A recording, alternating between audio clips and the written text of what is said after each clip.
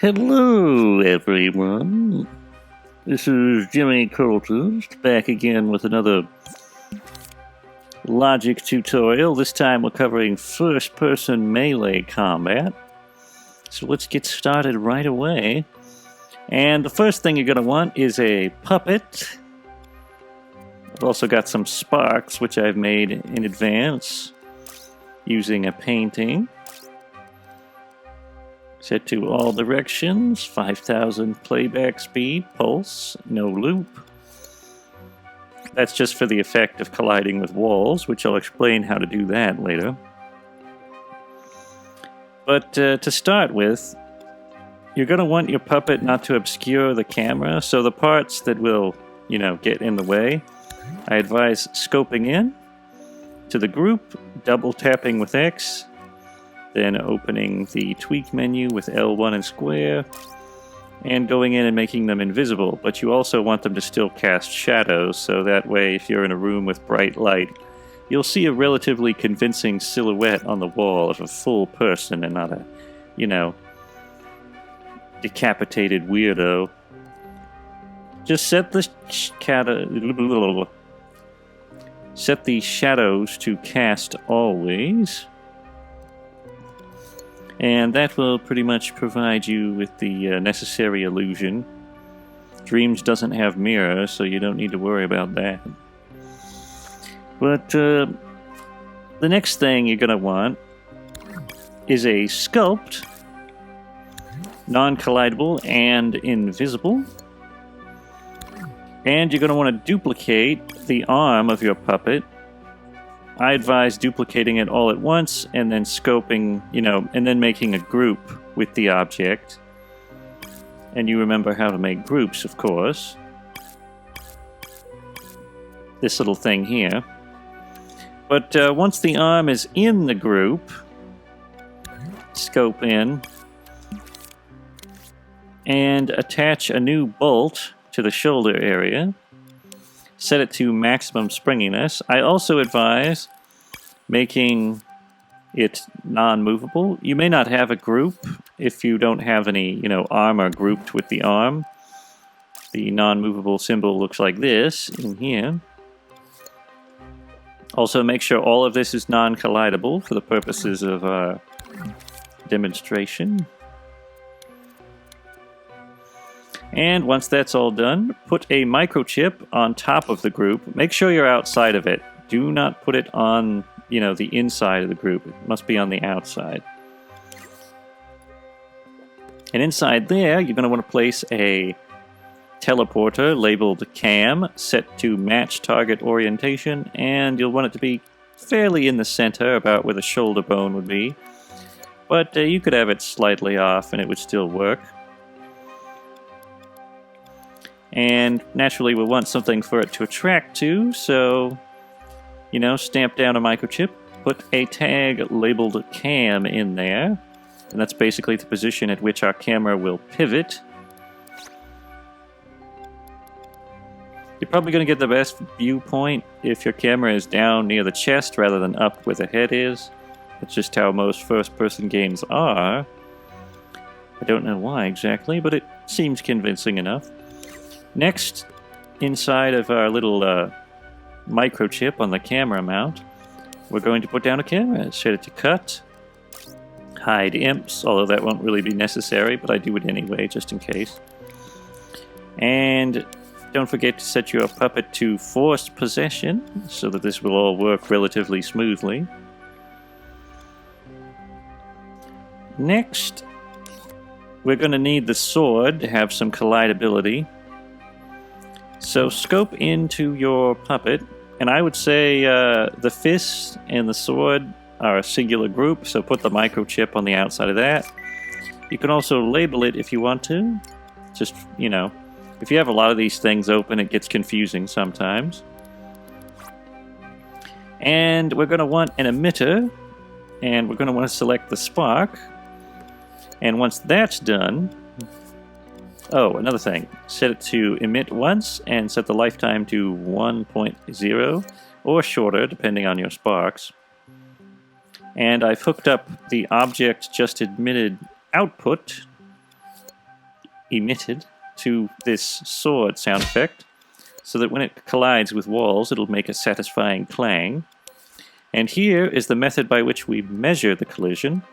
It's a laser scope set to about the length of a sword, and it collides with invisible and, such. This might not really be necessary, but I did it just in case. It only collides with scenery, and it's in X-ray mode, which is actually useful. And we'll just go over here, and you'll see this little output called hit position. I have hooked that up to the emitter's scene space transform, so that basically, when we swing the sword, it will collide with a wall, and the emission will happen wherever you collided with the wall. So it's kind of realistic.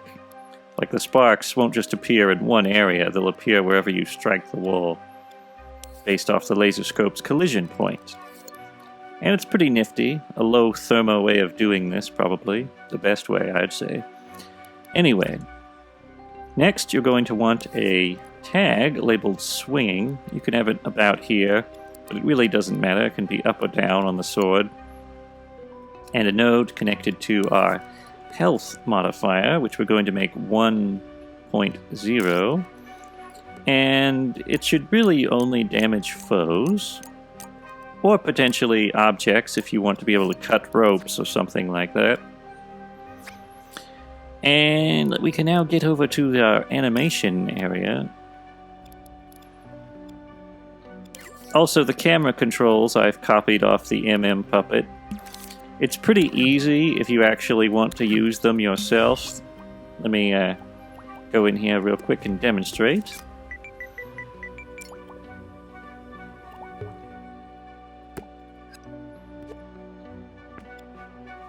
Yeah, it's easy to just go in, take this whole thing, duplicate it, and stamp it down wherever you want. The advantages of it is you don't have to mess around with all that extra stuff. It's pretty efficient because it's made by MM. And you can also remap the thresholds if you want, things to be reversed, like up is down and down is up. Some people like that control scheme. I've never been a fan of it, but it's invert Y controls, I guess, for the particular people. And here is where we map the actual pitch of the camera using keyframes. This pitches the camera up. And instead of actually animating the rig itself, I've just animated the tag's orientation to pitch up. Make sure Z is facing forward so it'll be easy for you to keep track of. And I've pitched it down. The exact amount you want it to pitch up or down is up to your own discretion, but I think it should be limited. The human body can only bend so much without breaking, so keep that in mind. And next we're going to check out our animation, which I've made in a separate little microchip, which I guess if you were so inclined you could call attack. I've made R1 our attack button, although you could make any button the attack button. And I've done my usual configuration of setting this to play once, a timeline, with a node connected to the power, and a NOT gate connected to the power of the node, and of course we have a little switch in here to prevent playback, And I made an animation using the action recorder, which you can see here. All that's required is that you have a basic starting frame, and then just add little animations along the way. And make sure to set it to sustain instead of loop. I've also added some sound effects, one for the sword being readied and one for the sword swinging. But really, ideally, you could probably just get away with one for swinging, in case you're pinched for audio. And here we have the thing that causes us to attack, which is a trigger zone labeled to detect tag, and it's labeled swinging, which is the same as the tag we stamped out earlier. I made it pretty wide so that it would be able to signal our sword in almost any position. You could have it even wider and it wouldn't matter, since all this does is trigger the attack moment. And I advise going through the actual timeline to judge when you want your attack box to be active, because if you have it really long, you'll be attacking, like if you were up close to the enemy, you'll be attacking immediately and your sword will damage him before you even swing. So I advise having it somewhere, you know, during the height of the swing, like right about there at the collision point. And you could actually alternatively just put the damage modifier on the timeline itself, although you wouldn't get the advantage of realistic collision, so if something was on the floor, you would damage it even if you were aiming upward in the sky, which would kind of dull the first-person aspect of it. So I think, you know, having it right here is probably a good idea. But let's go ahead and try out all of this stuff we've put together in a cohesive whole. First, I want to show off the nice little spark effects. It collides with the wall, as you can see.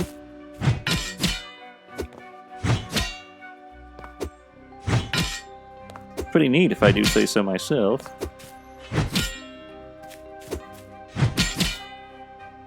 Sometimes you'll get a multi-strike, but that's pretty common. And now we'll test out our little enemy here and see how we do with him. It'd probably help if I had a blood effect come out, but you get the idea. We're able to hit him. Our range is pretty decent. I'm just testing the exact threshold. If you want these things to be believable, you probably don't want to be able to reach too far with the sword. Also, I don't think you'd really be able to pierce plate armor this easily, but that's beside the point.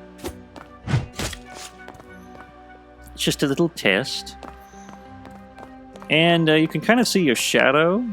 It's not very clear. I guess I could make it more clear, but explaining why I made your shadow always visible, this is the reason why, is if you have a bright, contrasting light, you would see, like, no head and no shoulder, which would look really weird.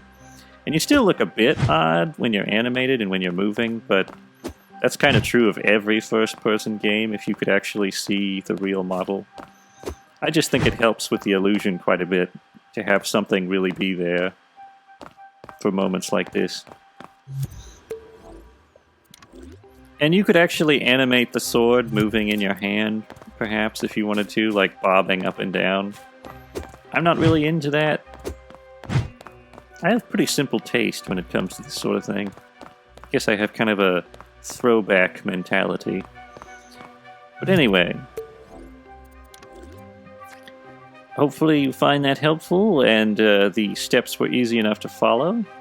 Thanks for watching. If you have any thoughts, leave a comment, and if you enjoyed the video, leave a like. And don't forget to subscribe and ring the notification bell so you don't miss future videos. If you would like to support us financially, consider clicking the join button to become a member and unlock perks. You can also leave a super thanks in the comments, which we would appreciate, or a one-time donation on Ko-fi, link in the description. That's all for now. Goodbye.